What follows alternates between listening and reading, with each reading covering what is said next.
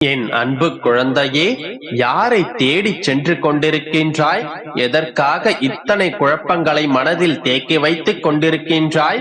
இவ்விடம் தீர்வு கிடைக்கவில்லையெனில் அவ்விடம் செல்கின்றாய். அவ்விடமும் தீர்வு கிடைக்கவில்லை என்றால் எவ்விடம் செல்வது என்பதை யோசித்துக் கொண்டிருக்கின்றாய். இப்பொழுது உன்னுடைய தகப்பனாக கூறுகின்றேன், நில், நகராதே. என்னை விட்டு ஒரு நொடியும் ஒரு அடியும் நகர்ந்து விடாதே. ஏனென்றால் இவ்வுலகில் உன்னுடைய துயரங்களை தீர்ப்பவன் நான் ஒருவன் மட்டுமே. இந்த அப்பா எனும் மகாசக்தி துணை இருக்கும் போதே நீ யாரை தேடி சென்று கொண்டிருக்கின்றாய்? என்னை மீறி நீ எங்கே சென்றாலும் உனக்கான தீர்வு அங்கே இருப்பதில்லை மகளே. ஏனென்றால் உனக்கும் எனக்குமான பந்தம் ஜென்ம ஜென்மங்களாய் தொடர்ந்து கொண்டிருப்பது. நீ வேண்டினாலும் வேண்டாவிட்டாலும் நான் உன்னுடைய வாழ்வினுள் நுழைந்து விட்டேன். உன்னுடைய கரங்களை பற்றிக் கொண்டேன். உன்னுடைய துயரங்களை எல்லாம் துடைத்து உன்னை பாதுகாப்பேன் என்ற சத்திய வாக்கை உன்னிடம் நான் அளித்தும் விட்டேன். இந்த அப்பா ஒரு நாளும் ஒருபோதும் வாக்கு மீற மாட்டேன் மகளே. உனக்கானவற்றை நீ பெறுவதற்காக யாரை நாடியும் செல்ல வேண்டாம். யாரிடமும் கையேந்தி கொண்டு நிற்க வேண்டாம். என்னிடம் உனக்கானதை கேட்டுவிட்டாய் அல்லவா? இப்பொழுதே கேட்டுக்கொண்டிருக்கின்றாய் அல்லவா? நிச்சயம் செய்து தருகின்றேன். கவலை கொள்ளாதே. ஏதேனும் ஒரு முடிவை எடுத்துக்கொண்டே இருக்காதே. அதிகமாக யோசித்துக் கொண்டே இருக்காதே. இப்பொழுது நீ செல்லும் பாதை சரியானது. இந்த அப்பாவின் வழியில் சென்று கொண்டிருக்கின்றாய். இந்த பாதையில் எந்த ஒரு மாற்றமும் ஏற்படுத்திக் கொள்ளாதே.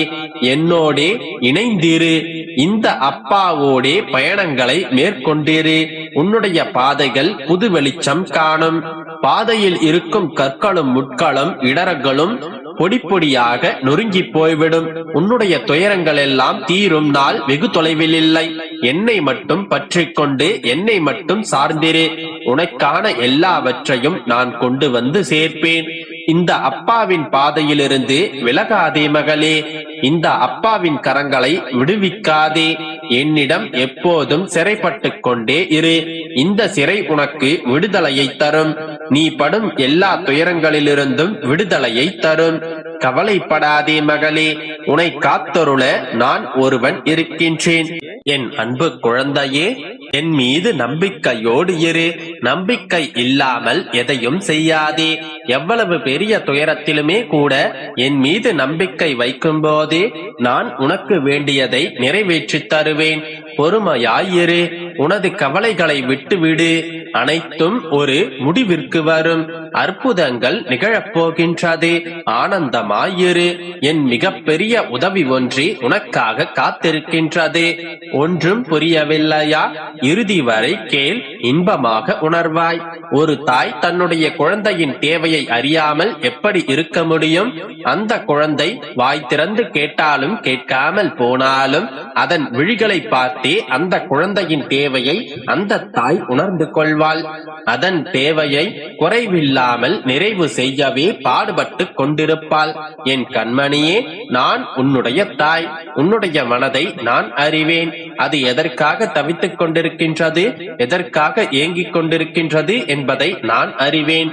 நீ என்னுடைய மகனாக இருந்தாலும் சரி, மகளாக இருந்தாலும் சரி, தன்னுடைய தாய்க்கு தன் பிள்ளையின் மனம் நன்கு தெரியும். கவலைகளை நினைத்து வருந்தாதே. உன்னுடைய மனதை பலவீனமாக்கிக் கொள்ளாதே. நீ உன்னுடைய இலக்கை கிட்டத்தட்ட அடைந்து விட்டாய். இன்னும் சில படிகள் மட்டுமே உள்ளது.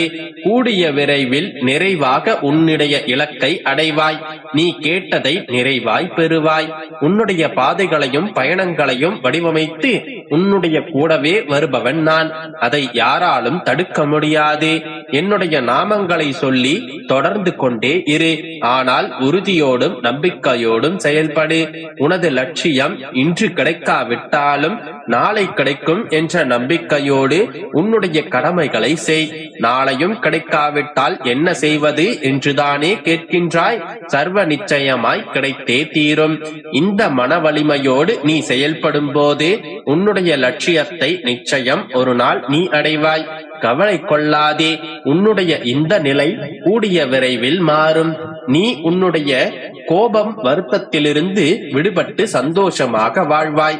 என்னை நம்பு, நல்லதே நடக்கும். என் அன்பு குழந்தையே, இன்று இந்த நொடி என்னுடைய வார்த்தைகள் உன்னுடைய செவிகளை வந்து சேர்ந்தால் உன்னுடைய வேண்டுதல்கள் அனைத்தும் நிறைவேறிவிடும். இப்படித்தானே அப்பா தினமும் கூறுகிறீர்கள்? என்னுடைய வேண்டுதல்கள் எதுவும் நிறைவேறவில்லையே.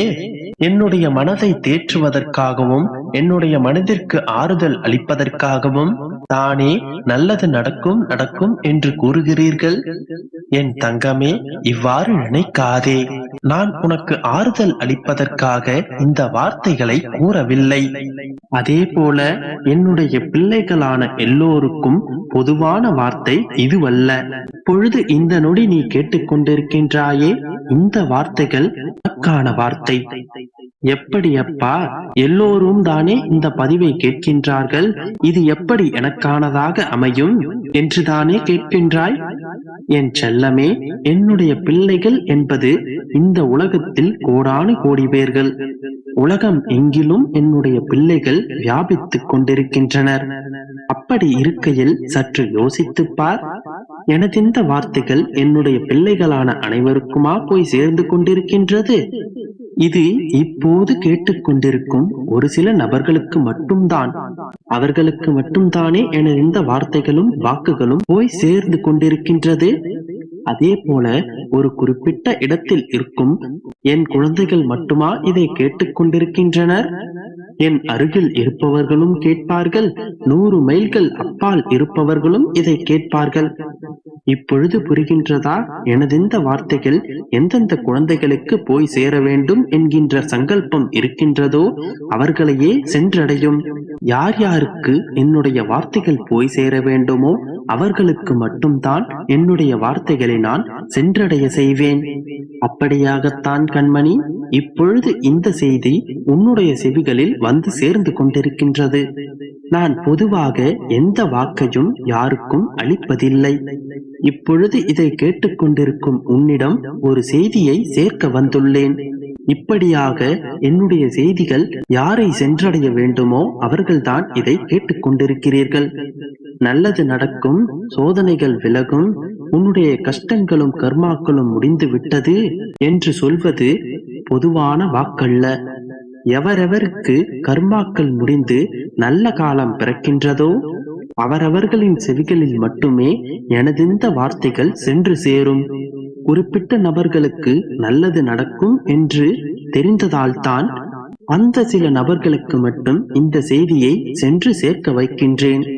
ஆனால் நீயோ தினமும் சொல்லிக் கொண்டிருக்கிறீர்கள் அப்பா, என்று இது நிறைவேறும் என்று சலித்துக் கொண்டிருக்கின்றாய். அல்லது பொதுவான வார்த்தைகள் தானே என்று சாதாரணமாக எடுத்துக் கொள்கின்றாய். இப்பொழுது புரிகின்றதா? இந்த அப்பாவின் வார்த்தைகள் யாருக்கு சேர வேண்டுமோ அவர்களுக்கு மட்டும்தான் சேர்ந்து கொண்டிருக்கின்றது என்று புரிகின்றதா? யாருக்காக சொல்கின்றேனோ அவர்களுக்காக மட்டும்தான் இது சென்றடையும். எனவே இந்த பெருமாளை சாதாரணமாக நினைத்து விடாதே. சகலத்தையும் செய்து முடிப்பவன் நான், சகலத்தையும் சாதிப்பவன் நான். இந்த பெருமாளை நம்பினால் ஒருபோதும் சங்கடத்தில் மூழ்க மாட்டாய். இப்பொழுதும் கூறுகின்றேன், என்னுடைய பிள்ளையான நீ சந்தோஷத்தை ஆளப் போகின்றாய்.